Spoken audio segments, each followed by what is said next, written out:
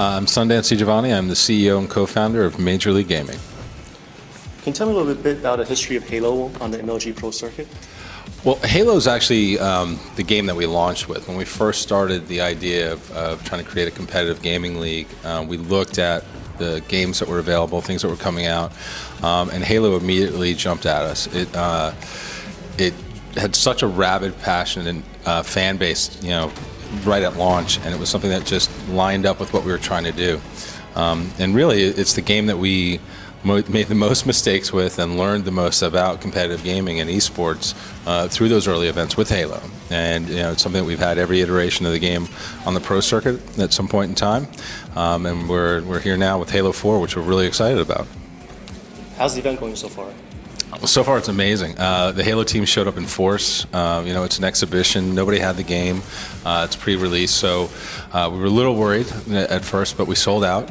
And it's going really well. It's actually really entertaining. The fans are having a great time watching at home. We've seen good stream numbers. The players who are playing the game are feeling really good about it.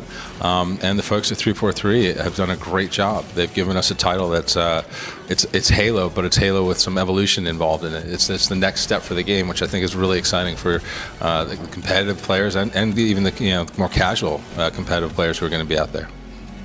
Now, have you reached your baseline numbers and number of viewers for this event, whether it's the spectators or the viewerships online? Are you above or below what you're expecting?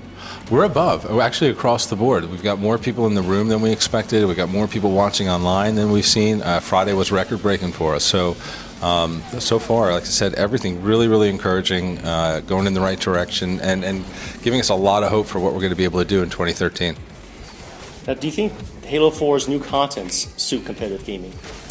So we're going to learn more and more about Halo 4 as we play with it. Again, it's a pre-release title. We've had a rush schedule to try and get it on the floor out there to get people to play it. But with all the Halo games that we've had, from Halo 2 on, there have been updates, title updates, new features added, and from the conversations we've had with Kevin Franklin, some of the other folks at 343, they're committed to adding to this experience and to working with us and syncing up with what we're trying to do. So as a baseline, right now, out of the box, the game plays well, and it's just going to get better. With the tools that they have planned, with some of the things that they're going to be rolling out, the ranking system, we're going to see a lot of things that are just going to help with the competitive community, but also, again, help the casual player who likes to occasionally play competitively. And that's the ideal thing about the Halo franchise. It's a perfect mix of those two worlds. So again, for just having the game for about a week, we're incredibly excited. And again, it's going to change. It's going to grow over time. There's going to be changes that they make to the game that are going to help us. But we're just really excited with what they've delivered right out of the box.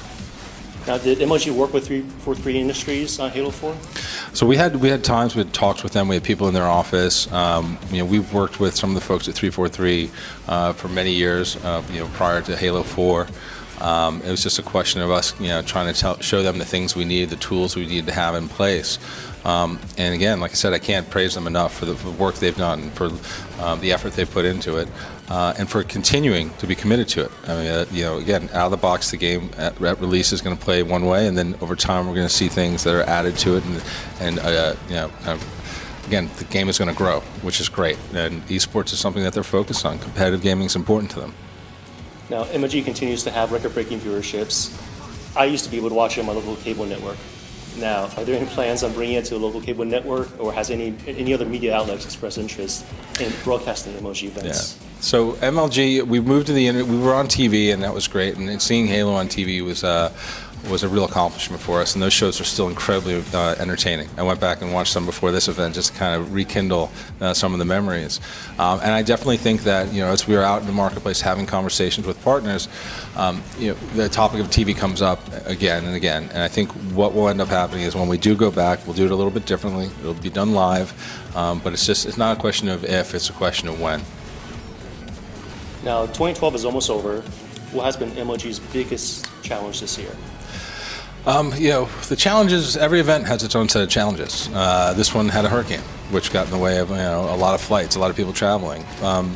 The biggest thing for us is to continue to execute the current plan while having a growth plan in place for the next year. So we just this morning had meetings talking about where we're going to be next year, what our plan is going to be, a new approach to how we hold these events. So you've got to be executing and also kind of creating the vision at the same time with a business like this, and that can be challenging when you don't necessarily have the downtime to be able to decompress, to be able to be thinking about these things and take your time. So I think the biggest challenge for us is, even though sometimes we feel rushed, it's just take our time, make educated decisions, and not be afraid to make mistakes and have to adjust course, because it happens to everybody. Now, will you plan on making any changes to the pricing structure in 2013, such as the one-year gold membership, that's $30, or any of the PvP price changes or spectator pass changes? We're revisiting all of our pricing. The biggest challenge that we have is that when we rolled out premium products, there was a lot of confusion. Internal confusion turned into external market confusion. What's the difference between Pass A versus Pass B? So we're going to revisit that. We've already started to, and hopefully before the end of the year come out with a new strategy around all that, which provides for the people who are early adopters for our gold passes and premium passes, but also allows people who are new to have a very clear and delineated offering, right? Either you're watching or playing. We don't want to blend things too much. We want to keep it simple, and we want to give people the option to buy just what they want.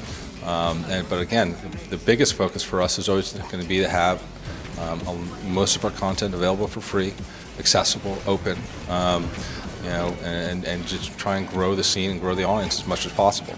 But all that stuff, our plan right now is in December, we're going to revisit that stuff, come out with a new approach for 2013, and give people time to digest it and come back with comments.